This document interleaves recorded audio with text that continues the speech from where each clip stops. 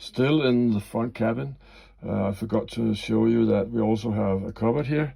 So I'll just open that. It's the same door as you use to close the door into the cabin itself.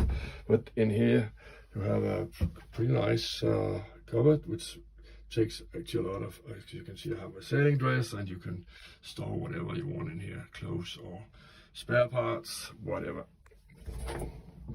And there's also a mirror if you want to make sure you look actually your best when leaving the boat.